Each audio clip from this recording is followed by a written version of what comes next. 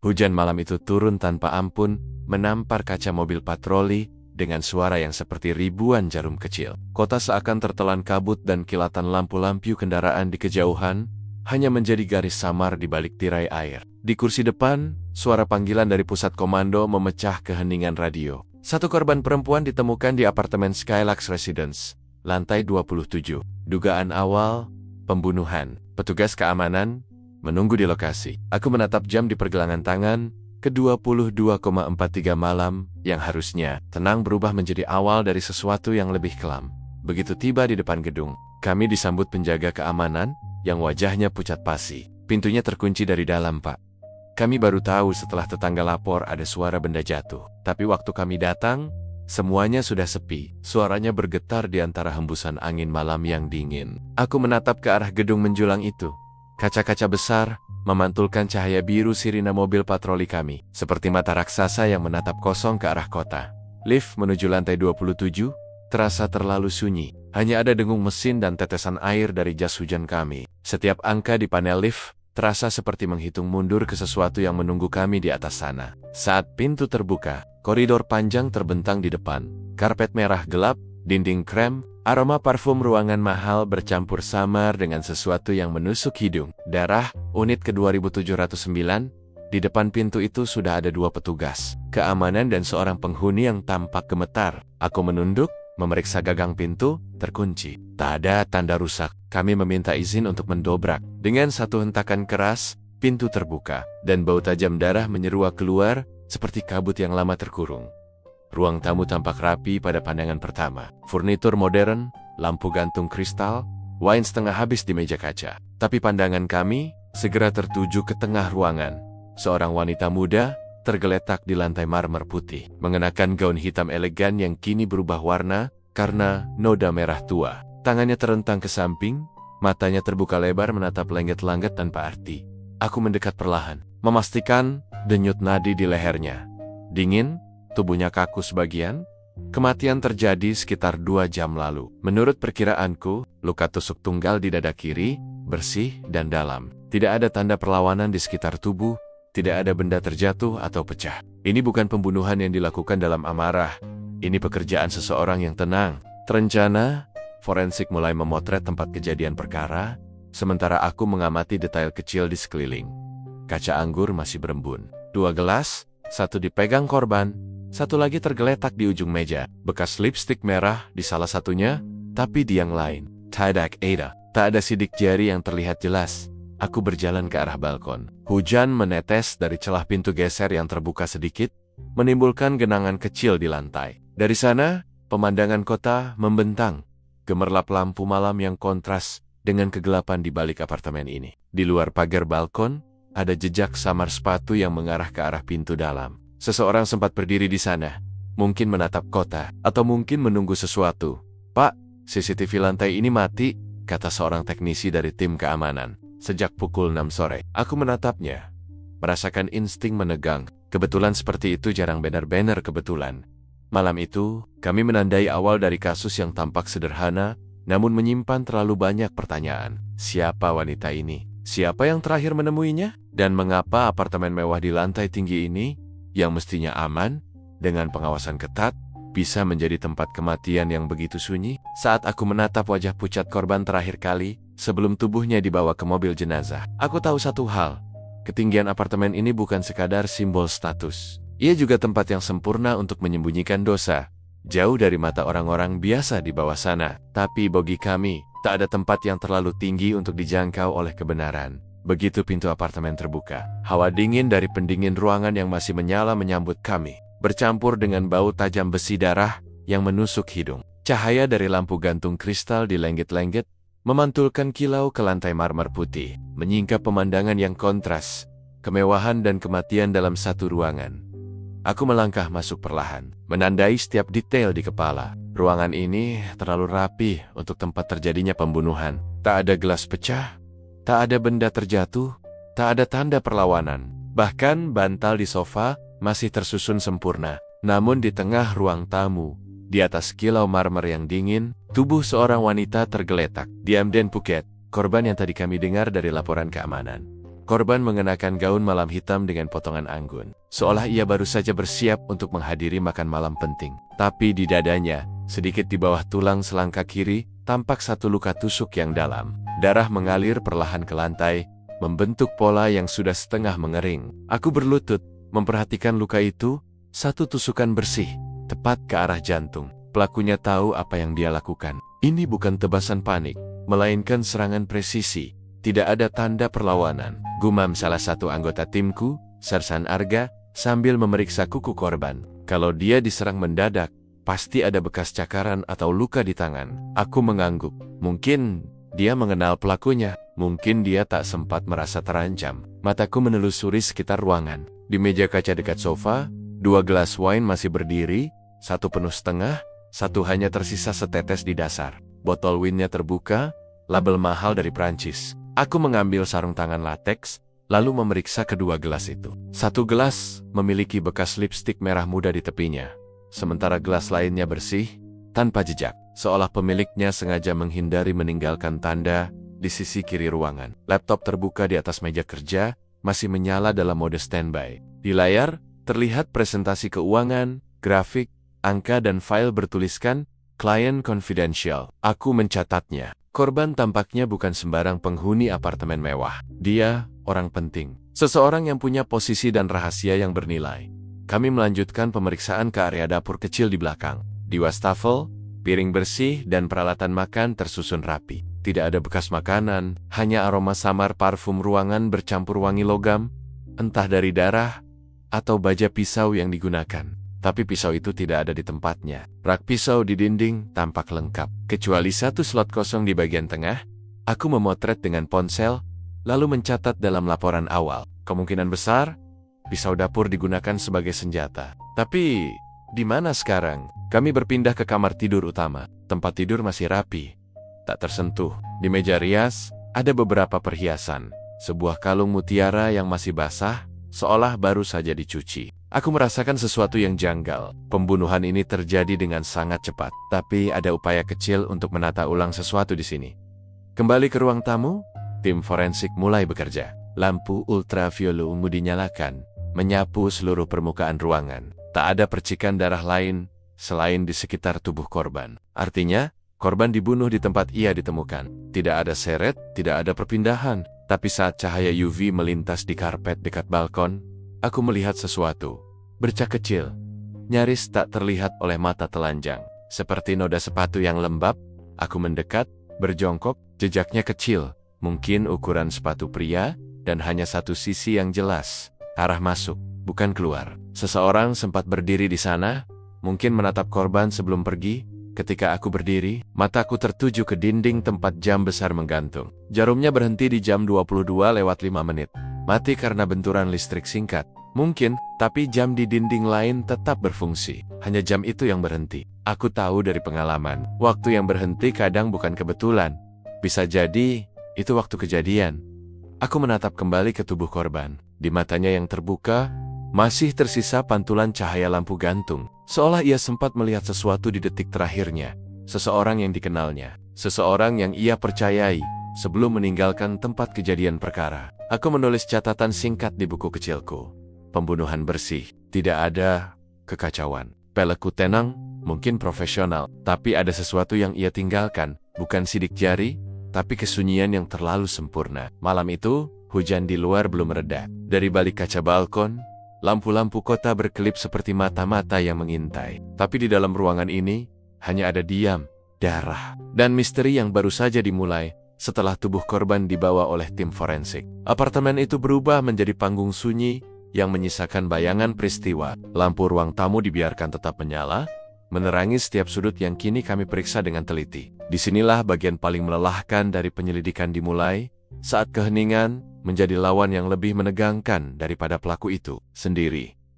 Aku berjalan perlahan, menyusuri ruang tamu. Sarung tangan lateks masih menempel erat di tangan. Setiap langkah di atas marmer terasa bergema. Semuanya tampak terlalu bersih. Tidak ada tanda perkelahian, tidak ada furnitur bergeser. Bahkan gelas wine di meja kaca berdiri sejajar sempurna, seperti sengaja diatur kembali. Kerapian ini membuatku waspada. Pelaku pembunuhan yang rapi bukanlah orang biasa. Ia punya waktu atau keberanian untuk membersihkan jejak, namun keheningan seringkali menipu. Saat aku berjongkok di sisi kiri ruangan, tepat di bawah meja kaca, aku melihat sesuatu yang hampir tak terlihat. Satu tetes kecil cairan gelap yang menempel di bagian bawah meja. Aku ambil dengan cotton swab. Darah, gumamku pelan. Aneh, karena di sekitar sana tidak ada percikan lain. Mungkin tetesan itu menetes dari benda tajam yang sempat diletakkan di sana sebelum dibawa pergi. Tim identifikasi memotret setiap inci ruangan, sementara aku memeriksa area menuju balkon. Pintu geser kaca sedikit terbuka, mungkin sekitar 2 cm. Cukup untuk udara dingin malam masuk. Dari luar terdengar gemuruh hujan yang belum juga berhenti. Di ambang pintu, lantai marmer berkilau basah. Dan di situ, aku melihatnya. Bekas jejak sepatu yang samar. Hanya sebagian, tapi cukup jelas untuk dikenali. Sol sepatu kulit, ukuran sekitar 42, dengan pola tapak khas sepatu formal. Jejak itu tidak mengarah keluar, melainkan ke dalam. Pelaku berdiri di balkon, mungkin beberapa menit, lalu kembali masuk. Aku menatap keluar, ke arah pagar balkon yang basah oleh hujan. Di sana, di salah satu sisi logamnya, ada goresan kecil, seperti kain tersangkut dan terlepas paksa. Potongan serat itu menempel, nyaris tak terlihat, kecuali di bawah cahaya senter. Aku memotongnya dengan pinset dan memasukkannya ke kantong bukti. Serat kain abu-abu, bahan wol halus, mungkin dari jas atau blazer. Aku menatap kota dari balkon itu. Lampu-lampu gedung di bawah berpendar, seperti bintang-bintang buatan manusia. Dari ketinggian ini, suara hujan dan lalu lintas nyaris tak terdengar. Tempat sempurna untuk melakukan kejahatan tanpa saksi. Dia datang dengan tenang, pikirku. Tidak terburu-buru, tidak panik. Mungkin bahkan menikmati pemandangan sebelum pergi. Kembali ke dalam, aku memeriksa meja makan kecil di sudut ruangan. Di bawah salah satu kursi, ada sesuatu yang terpantul oleh cahaya lampu forensik. Sebutir anting kecil berwarna perak. Aku memungutnya dengan pinset. Satu anting, bukan sepasang. Korban tidak mengenakannya saat ditemukan. Artinya, anting ini milik seseorang lain, atau jatuh saat terjadi sesuatu. Detail kecil seperti ini bisa menjadi kunci besar nanti. Saat aku menulis catatan, seorang teknisi dari tim keamanan datang tergesa. "Pak, kami sudah cek sistem CCTV," katanya. "Seluruh kamera di lantai ini mati sejak pukul 6 sore. Tapi yang aneh, kamera di lantai lain berfungsi normal." Aku menatapnya. "Dari pusat kontrol, bisa diputus manual?" tanyaku. Ia mengangguk pelan. "Hanya bisa dimatikan dari ruang panel utama di basement. Harus punya akses teknisi." Aku mencatat fakta itu. Berarti seseorang dengan akses, atau seseorang yang tahu caranya, sudah menyiapkan semuanya sejak sore. Pembunuhan ini bukan spontan, ini direncanakan. Sementara tim mengumpulkan bukti fisik, aku memperhatikan detail yang lebih abstrak. Suasana ruangan itu sendiri, ada keheningan yang aneh. Bukan sekadar karena korban sudah pergi, tapi seperti ruangan ini menelan peristiwa yang terjadi di dalamnya. Udara seolah menahan sesuatu.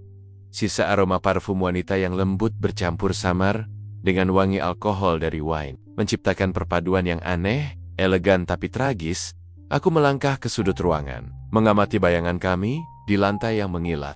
Dalam refleksi itu, aku melihat adegan yang mungkin terjadi beberapa jam lalu. Dua orang duduk berhadapan, berbicara dengan nada tegang. Mungkin satu di antaranya berdiri, meninggikan suara. Lalu, satu tusukan cepat, tajam, dan senyap.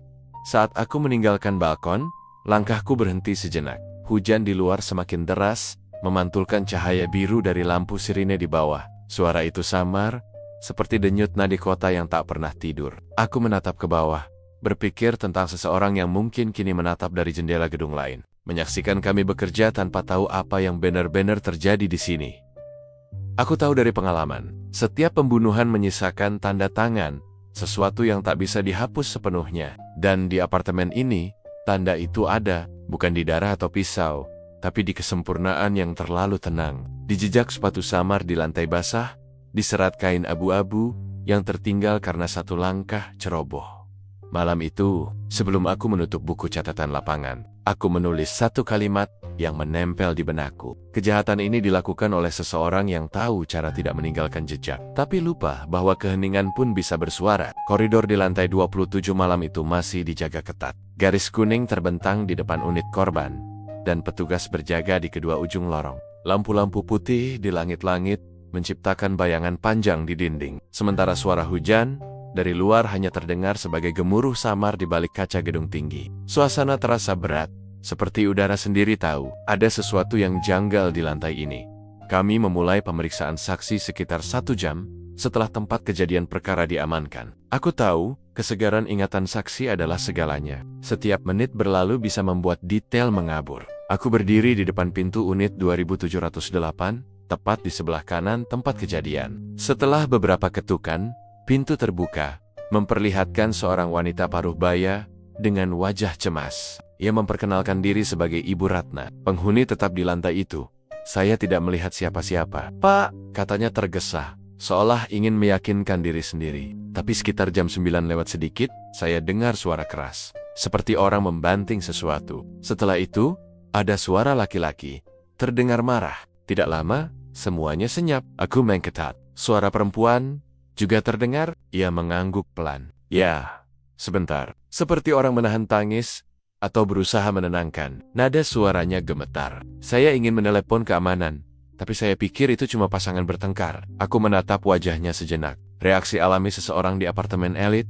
Mereka tidak mencampuri urusan tetangga. Dinding-dinding tebal membuat orang merasa aman. Bahkan dari suara kematian. Dari unit sebelah kiri, 2710, kami bertemu dengan seorang pria muda bernama Rian, karyawan perusahaan IT yang baru pindah beberapa bulan lalu. Ia tampak gugup, mengenakan hoodie abu-abu, dan terus melirik ke arah garis polisi. "Saudara mendengar sesuatu malam ini?" tanyaku. Ia berpikir sejenak. Sekitar jam 9 juga, saya dengar lift terbuka. Waktu saya intip dari lubang pintu, saya lihat seseorang masuk ke unit korban. Laki-laki, tinggi, pakai jas warna abu-abu, tapi saya nggak lihat wajahnya jelas. Aku mencondongkan tubuh sedikit.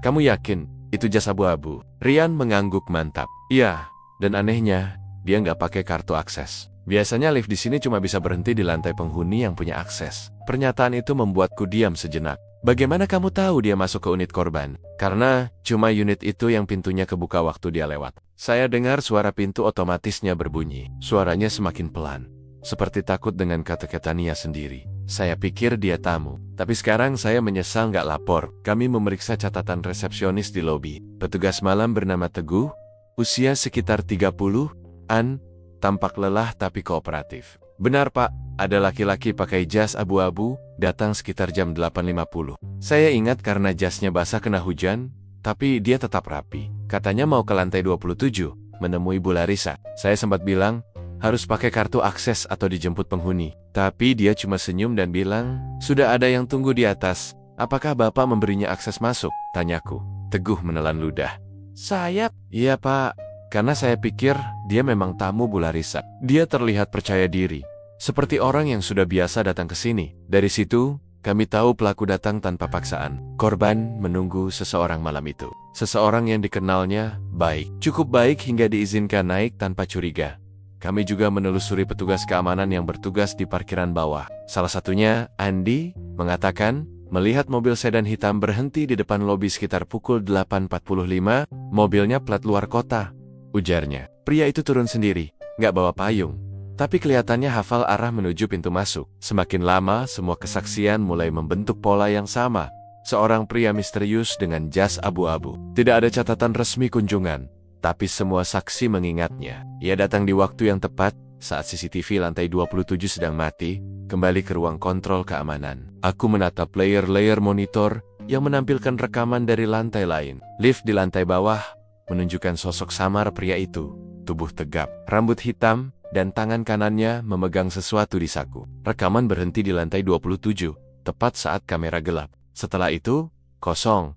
Aku berdiri lama di depan layar itu, mendengarkan dengung mesin pendingin ruangan. Di kepala, potongan-potongan kesaksian mulai menyatu, suara pertengkaran, sosok dengan jas abu-abu, pintu yang terbuka tanpa akses. Semuanya terasa seperti kepingan puzzle yang belum lengkap sebelum meninggalkan ruang kontrol. Aku berkata pelan pada Arga, rekanku, dia tidak berusaha sembunyi. Dia datang seolah punya hak untuk berada di sana. Itu yang paling berbahaya. Pelaku yang tidak takut terlihat. Dan di tengah gemuruh hujan yang makin deras di luar gedung, aku mulai merasakan sesuatu yang jarang salah dalam penyelidikan.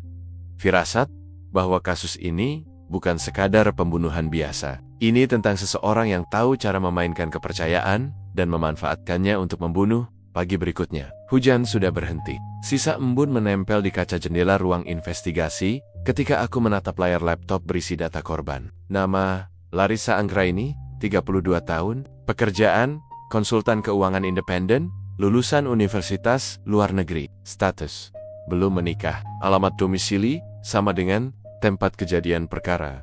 Tidak ada catatan kriminal, tidak ada laporan utang, tidak ada riwayat gangguan psikologis. Sempurna. Terlalu sempurna. Namun, aku sudah terlalu lama di dunia ini untuk percaya pada catatan resmi. Di balik profil yang bersih, biasanya ada sesuatu yang tak ingin terlihat. Kami mulai menggali lebih dalam. Rekan forensik digital menyerahkan laptop korban yang ditemukan di ruang tamu malam sebelumnya. Laptop ini terkunci dengan enkripsi ganda. Katanya, tapi kami temukan file duplikat tersembunyi di partisi lain. Aku menatap layar ketika folder demi folder terbuka. Laporan keuangan, transfer antar rekening luar negeri, dan file berjudul Private Client Archive di dalamnya. Ada ratusan dokumen transaksi, sebagian atas nama perusahaan besar, sebagian lagi memakai identitas individu dengan alamat fiktif. Nilainya tidak main-main, mencapai miliaran rupiah. Aku menelusuri lebih jauh dan menemukan pola. Uang mengalir dari beberapa perusahaan properti, kemudian berpindah ke rekening di luar negeri, lalu kembali lagi ke Indonesia melalui perusahaan kecil yang tampak legal. Skema klasik money laundering. Dia bukan sekadar konsultan, gumamku. Dia perantara. Lalu sesuatu menarik perhatianku. Sebuah folder berisi rekaman suara. Aku memutar satu. Suara wanita terdengar, lembut tapi tegas. Itu suara Larissa.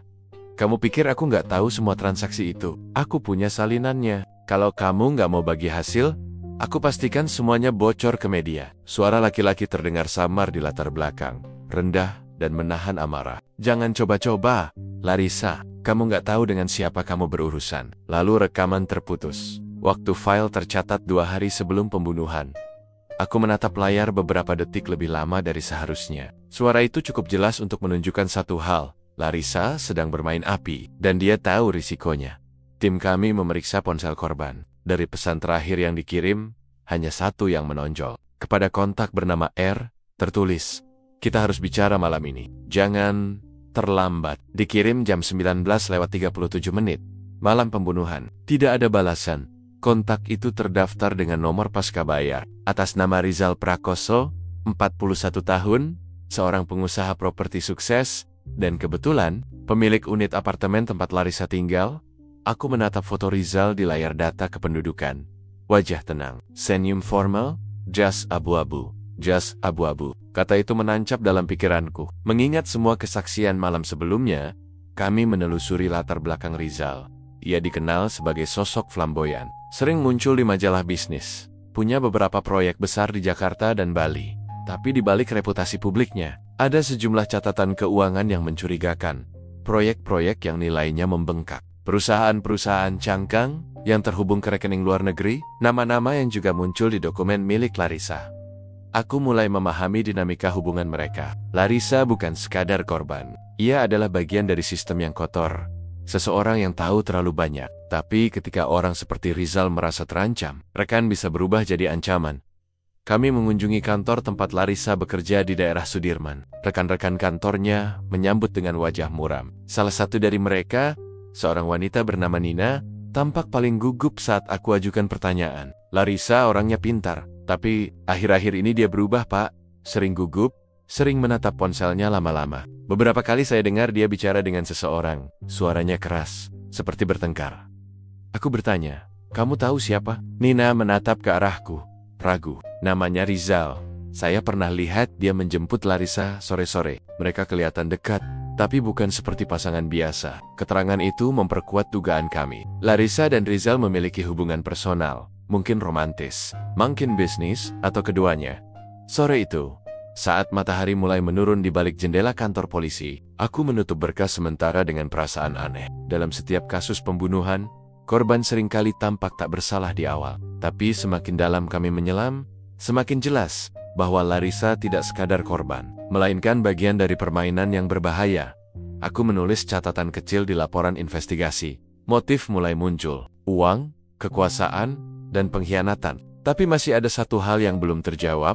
Apakah pembunuhan ini tindakan emosi sesaat, atau eksekusi yang direncanakan untuk membungkam rahasia yang terlalu besar? Di luar, langit Jakarta mulai gelap lagi. Lampu-lampu kota menyala satu persatu, seperti mata-mata yang mengintip dari balik gedung. Dan aku tahu, kasus ini baru saja masuk ke babak yang lebih dalam. Babak di mana setiap kebenaran bisa sama mematikannya dengan kebohongan. Sore itu, ruang penyelidikan kami dipenuhi cahaya kekuningan dari matahari yang hampir tenggelam. Di meja panjang, berserakan berkas ponsel korban dan laporan hasil analisis digital forensik. Aku duduk menatap layar laptop, mencoba merangkai potongan-potongan terakhir dari kehidupan Larissa. Potongan yang hanya bisa diceritakan oleh jejak digitalnya. Ponsel milik korban akhirnya berhasil dibuka. Di dalamnya, ada dunia kecil yang menyimpan lebih banyak rahasia daripada yang bisa diungkap seseorang saat hidup. Riwayat panggilan terakhir menunjukkan aktivitas padat di hari kejadian. 3 panggilan tak terjawab dari nomor yang disimpan sebagai R. 1 pesan terkirim jam 19:37.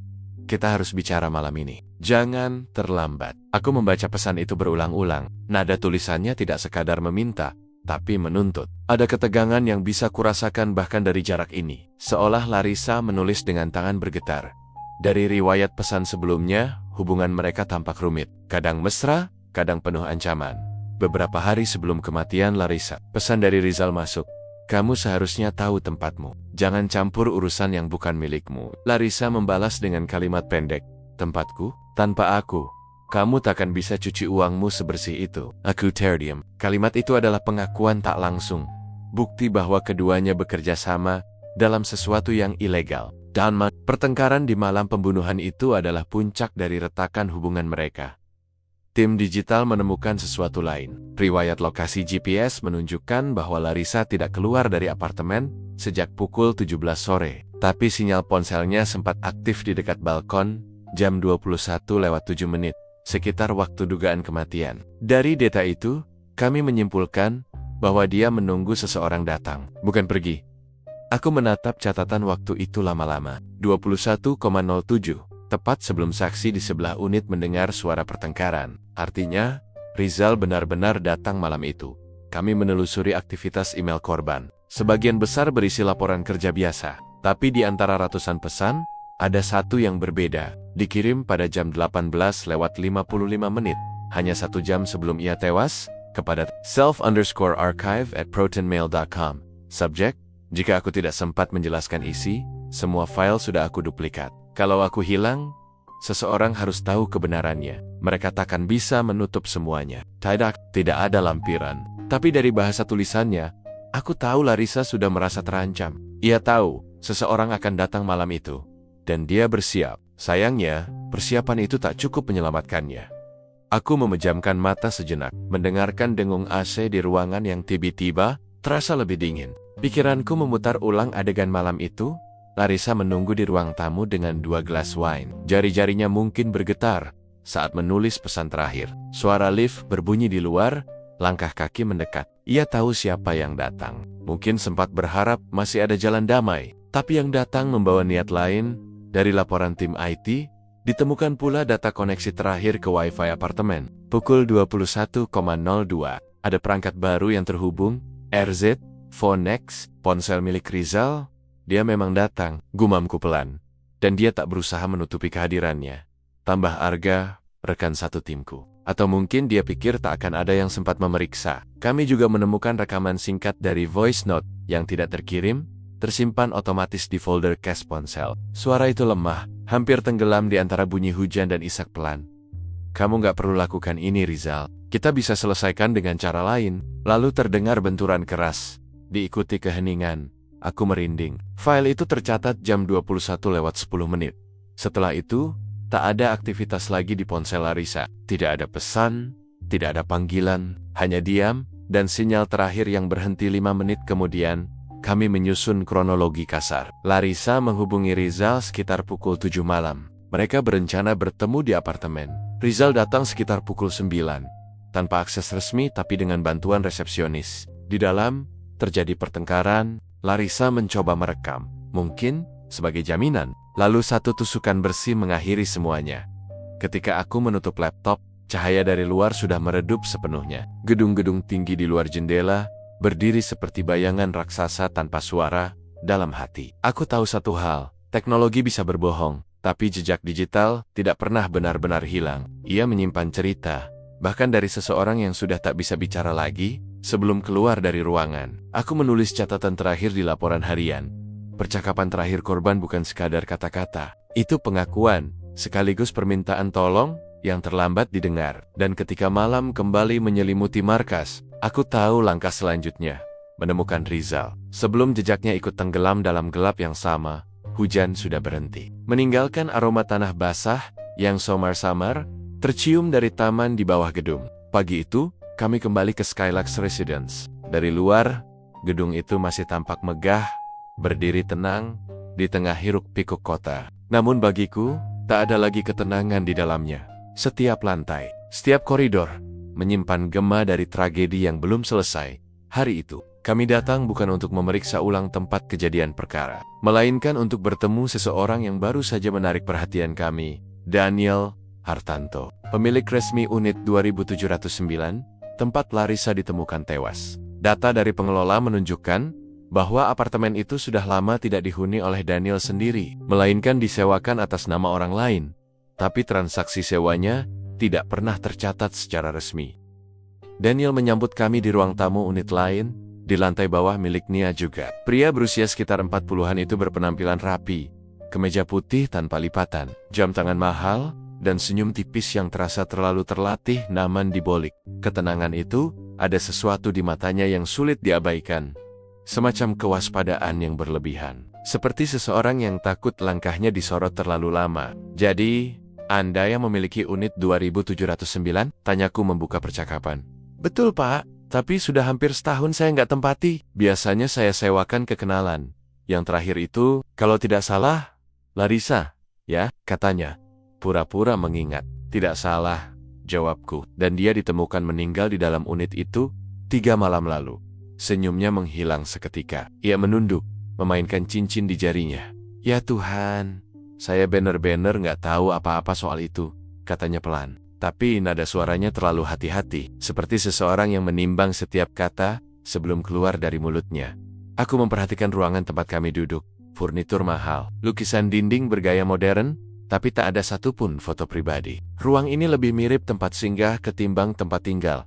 Pak Daniel, kami menemukan bahwa kamera CCTV lantai 27 mati sejak sore di hari kejadian. Dari laporan teknisi, sumber matinya berasal dari panel utama di ruang kontrol. Dan berdasarkan log, sistem itu diakses dengan kartu keamanan pribadi milik Anda. Aetherium, pandangan matanya yang tadinya tenang, berubah jadi gelisah. Mungkin staf saya Pak. Saya jarang urus hal teknis begitu. Aku menatapnya tanpa menjawab. Dalam pengalaman panjangku, orang yang bersalah biasanya tidak langsung menyangkal. Mereka akan berusaha menjauh dari masalah, tapi tetap berusaha tampak kooperatif. Daniel sedang memainkan peran itu dengan hati-hati. Larissa bekerja untuk perusahaan investasi Anda, bukan? Aku menambahkan. Ia menatapku, kemudian mengangguk pelan. Ya, dia staf di divisi marketing. Pintar, ambisius, tapi kadang terlalu ingin tahu. Aku menangkap nada tipis dalam ucapannya. Kekesalan yang nyaris tak terdengar. Terlalu ingin tahu tentang apa? Daniel tersenyum kaku.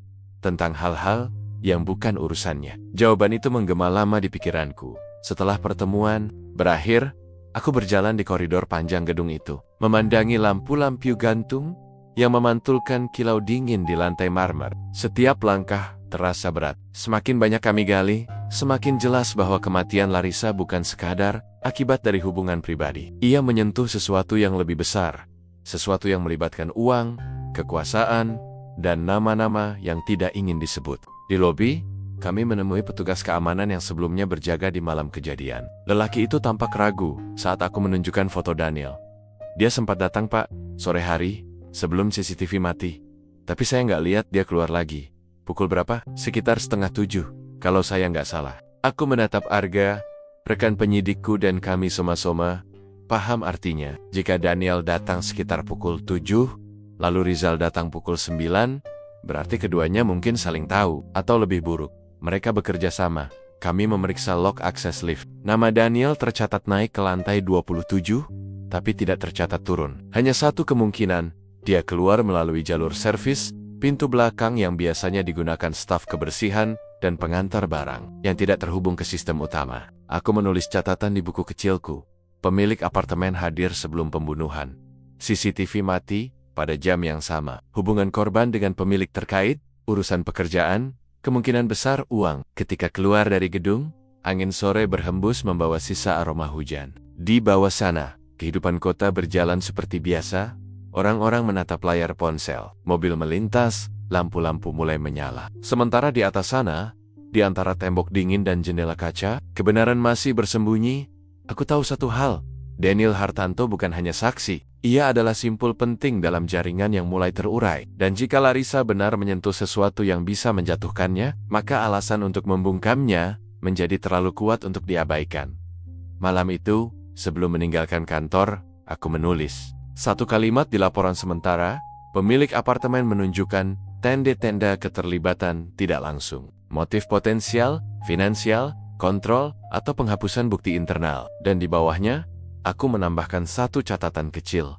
Hanya untuk diriku sendiri, dia tahu lebih banyak daripada yang dia ucapkan. Dan cepat atau lambat, kebenaran akan membuatnya bicara. Pagi itu, gedung Skylux Residence tampak lebih sepi dari biasanya. Udara di lantai 27 terasa berat, seolah menyimpan gema peristiwa yang belum usai. Kami datang untuk memeriksa ulang kesaksian para penghuni sekitar unit 2709. Tetangga-tetangga yang mungkin mendengar, melihat, atau mencium sesuatu yang tak biasa di malam kematian Larissa. Kadang, kebenaran tak selalu bersembunyi di balik dokumen atau bukti digital. Ia sering menempel di ingatan seseorang, di potongan cerita kecil yang luput dari perhatian. Aku berdiri di depan unit 2708, tepat di sebelah kanan apartemen korban. Penghuninya seorang wanita parubaya bernama Ibu Ratna, seorang guru piano yang sudah tinggal di sana hampir 5 tahun. Saat kami mengetuk pintu, ia menyambut dengan wajah cemas. "Saya sudah tahu kalian akan datang," katanya pelan. Sejak kejadian itu, saya tidak bisa tidur nyenyak. Kami duduk di ruang tamunya yang wangi lavender, penuh pajangan porselen. Suaranya bergetar ketika ia mulai bercerita. Malam itu saya sedang menonton televisi, kira-kira jam 9 lewat sedikit. Lalu saya dengar suara seperti orang bertengkar. Lembut, tapi jelas dari sebelah. Saya pikir pasangan muda sedang cekcok. Saya sempat dengar suara perempuan, marah. Dia bilang, "Kamu nggak bisa terus sembunyi di balik nama orang lain, Rizal." Setelah itu, ada suara gelas jatuh. Saya mau keluar, tapi saya ragu. Aku mencondongkan badan. "Lalu, apa ibu dengar sesuatu setelah itu?" Diam, sepi sekali. Sampai beberapa menit kemudian, terdengar langkah tergesa, tapi bukan dari arah lift, dari lorong belakang yang ke arah tangga darurat. Tanganku refleks menulis cepat di buku catatan. Tangga darurat. Satu-satunya jalur keluar selain lift dan pintu utama. Jalur itu tidak memiliki kamera pengawas, karena dianggap jarang digunakan.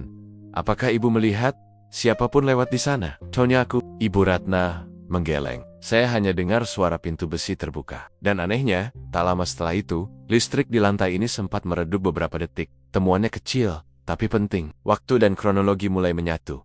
Jam 21:10, Larissa masih hidup, suara pertengkaran terjadi, lalu seseorang keluar lewat tangga darurat. Kemungkinan besar, pelaku. Kami lanjut ke unit sebelah kiri, ke 2710. Penghuninya, seorang pria muda bernama Anton, karyawan perusahaan teknologi. Ia tampak tenang, tapi dari cara matanya menghindar, aku tahu ia menyembunyikan sesuatu. "Saya cuma dengar sedikit, Pak," katanya datar. "Cuma suara benda jatuh. Setelah itu, biasa aja, biasa aja." Aku mengulang. Padahal di jam itu, seorang perempuan dibunuh di kamar sebelah Anton terdiam. Ia menatap ke arah jendela, menarik napas panjang. "Oke, saya bohong. Saya lihat seseorang malam itu. Dari balkon." Ruang itu mendadak hening. Aku memberi isyarat padanya untuk lanjut. Saya keluar balkon mau ngerokok. Terus saya lihat seseorang di balkon unit sebelah, unit korban, pria, tinggi, pakai jas gelap. Tapi wajahnya nggak kelihatan jelas karena lampu di dalam mati. Dia sempat menatap ke bawah kota, lama banget. Lalu dia masuk lagi, dan lampu di dalam apartemen itu menyala sebentar. Setelah itu mati lagi. Jam berapa kira-kira? Sekitar jam 9:05. Saya ingat, karena saya baru dapat pesan kerjaan waktu itu. Anton lalu menatapku lekat-lekat. Saya kira cuma pasangan yang lagi ribut, makanya saya nggak lapor. Tapi setelah tahu besoknya ada pembunuhan, saya menyesal. Kesaksian Anton menegaskan satu hal, Pelaku sempat keluar ke balkon setelah pertengkaran. Mungkin ia sedang menenangkan diri atau memastikan tak ada yang memperhatikan. Tapi yang membuatku berpikir lebih dalam adalah arah pandangan pria itu. Menatap ke bawah kota. Bisa jadi ia menunggu sesuatu atau seseorang. Kami kemudian menuju ruang kontrol keamanan. Dari sana teknisi memperlihatkan rekaman kamera koridor yang sebagian masih bisa diselamatkan. Memang, kamera di lantai 27 mati, tapi kamera tangga darurat di lantai 26 masih aktif. Dalam rekaman yang buram, tampak sosok pria dengan jas gelap menuruni tangga dengan cepat sekitar pukul ke-21. Ke-20, wajahnya tertutup masker. Di tangannya, ada sesuatu yang disembunyikan di balik jas, kemungkinan senjata atau benda tajam. Aku menatap layar itu lama. Setiap frame terasa seperti potongan teka-teki yang mulai membentuk gambar besar. Rekaman ini menunjukkan pelaku keluar lewat tangga, bukan lift, kataku pada Arga. Dan waktu keluar, cocok dengan kesaksian Ibu Ratna. Ya, tapi kalau pelaku sempat ke balkon, berarti dia punya cukup waktu sebelum melarikan diri. Mungkin menunggu listrik meredup, atau menunggu sesuatu terjadi di luar. Semuanya pas, terlalu pas, dan setiap detiknya terasa seperti direncanakan dengan presisi. Ketika malam turun, aku berdiri di balkon unit korban, memandangi pemandangan kota yang sama, seperti yang mungkin dilihat pelaku malam itu. Lampu-lampu gedung memantul di kaca, membuat bayangan samar tubuhku sendiri. Angin malam menusuk kulit, membawa bau logam dari pagar balkon. Di bawah sana, dunia terus berputar. Tak peduli ada nyawa yang diambil dengan dingin beberapa hari lalu. Dalam hati, aku tahu, malam itu menyimpan lebih dari satu pelaku seseorang. Turun tangga darurat, tapi mungkin ada orang lain yang tetap di gedung. Mungkin seseorang yang memastikan listrik padam sebentar. Mungkin seseorang yang menunggu di mobil, mesin menyala, lampu depan mati, dan di antara semua kemungkinan itu, satu hal pasti, potongan malam yang hilang mulai kembali ke tempatnya. Tapi semakin banyak potongan yang kami temukan, semakin gelap gambaran utuhnya terlihat. Pagi itu, udara di kantor satuan reskrim terasa lebih tebal dari biasanya. Di meja kami, foto-foto Larissa masih terpajang. Wajahnya tenang, tetapi di balik ketenangan itu, ada sesuatu yang menuntut keadilan. Setelah berhari-hari mengurai jejak digital, kesaksian, dan kronologi malam itu, kami akhirnya menemukan arah yang jelas. Semua petunjuk mengarah pada satu nama, Rizal Mahendra, pria yang terakhir kali berhubungan dengan korban, dan sosok yang dilihat oleh saksi di balkon unit 2709. Tim segera bergerak ke sebuah rumah di kawasan Menteng, tempat Rizal tinggal. Kami menunggu di depan pagar tinggi berwarna hitam. Sementara suara kendaraan lalu lalang di jalan utama bercampur dengan desiran angin pagi. Saat pintu pagar terbuka, Rizal keluar dengan kemeja kusut dan wajah letih, seolah ia sudah tahu kedatangan kami. Rizal Mahendra, tanyaku dengan nada datar. Iya, saya, ada apa ini, Pak? Suaranya bergetar, meski ia berusaha terlihat tenang. Kami dari kepolisian, Anda kami minta ikut ke kantor untuk dimintai keterangan terkait kasus kematian Larissa. Ia hanya mengangguk pelan, tak melawan, tak bertanya lebih jauh. Matanya kosong. Tapi di balik tatapan itu aku bisa melihat sesuatu. Bukan kepanikan, tapi rasa pasrah. Mungkin karena ia tahu ini tak bisa dihindari lagi. Di ruang interogasi, lampu putih menggantung rendah di atas meja logam. Rizal duduk dengan tangan terikat di depan. Keringat menetes di pelipisnya meski ruangan ber-AC. Aku duduk di seberangnya, membuka berkas satu persatu. Rizal, kamu terakhir kali bertemu Larissa hari Kamis malam, pukul 9 lewat sedikit. Benar. Ia mengangguk. Benar, saya datang ke apartemennya. Kami bicara. Bicara tentang apa? Urusan kerja, ada laporan keuangan yang dia tangani. Hanya itu, aku melemparkan foto 2 gelas wine di meja korban. Lalu mengapa ada 2 gelas anggur? Dan salah satunya punya sidik jarimu? Rizal menelan ludah. Dia yang menawari. Saya cuma minum sedikit, dan setelah itu kamu membunuhnya? Ia langsung menegakkan tubuh. Tidak! Saya memang sempat marah, tapi saya tidak membunuhnya. Waktu saya pergi, dia masih hidup. Aku memperhatikan ekspresinya. Tangannya mengepal, matanya menatap ke bawah. Setiap kalimatnya terdengar seperti seseorang yang berusaha meyakinkan diri sendiri. Bukan kami. Kami kemudian menunjukkan bukti dari ponsel Larissa, voice note yang tidak sempat terkirim. Saat suaranya terdengar dari rekaman, ruangan itu seolah membeku. Kamu nggak perlu lakukan ini, Rizal. Kita bisa selesaikan dengan cara lain. Rizal menunduk, kedua bahunya bergetar. Suara napasnya berat. Dia memeras saya, katanya akhirnya, lirih. Dia tahu soal transaksi dengan Daniel. Kalau saya nggak turuti, Dia ancam akan bongkar semuanya ke media. Dan kamu memilih membungkamnya? Tidak seperti itu. Saya cuma mau ambil berkas di laptopnya. Kami ribut, saya dorong dia, dan aku menggeleng perlahan. Luka di tubuhnya bukan karena jatuh, Rizal. Itu tusukan. Dalam dan presisi. Kau yakin mau bilang itu kecelakaan? Ia tak menjawab. Hanya diam, menatap tangannya sendiri, seolah berharap ada jawaban di sana. Aku tahu diamnya bukan berarti tak bersalah, tapi karena ia tahu sebagian kebenaran memang terlalu berat untuk diucapkan. Sore itu, setelah interogasi pertama, kami membawa Rizal ke apartemen Skylux untuk rekonstruksi awal. Saat memasuki unit 2709, wajahnya pucat. Matanya menatap lantai marmer tempat Larissa ditemukan. Di sini saya duduk, katanya pelan, menunjuk kursi di dekat meja kaca. Dia bilang Daniel akan menyingkirkan saya. Saya nggak percaya, tapi dia bilang dia punya bukti. Kami bertengkar. Saya ambil flash disk di tasnya, dia berusaha merebutnya. Lalu, saya dorong. Aku memperhatikan setiap gerakannya. Tidak ada kebohongan di sana, tapi juga tidak ada seluruh kebenaran. Seperti seseorang yang hanya mengaku sejauh yang ia pikir aman. Setelah itu, saya panik. Saya keluar lewat tangga darurat, tanpa menutup pintu balkon, tanpa mematikan lampu. Ia terdiam, hening beberapa detik, lalu ia berkata pelan, "Saya tidak sendiri malam itu." Kata-kata itu membuat udara di ruangan terasa lebih dingin. Aku menatapnya tajam. "Siapa bersama kamu?" Daniel. Dia yang suruh saya temui Larissa. Dia bilang hanya ingin menenangkan situasi. Tapi begitu semuanya kacau, dia menghilang. Aku menarik napas panjang. Kalimat itu mengubah arah penyelidikan sepenuhnya. Daniel, pemilik apartemen, atasan Larissa, dan orang yang datang sebelum pembunuhan, kini muncul lagi di tengah lingkaran kebenaran yang semakin menyesakkan.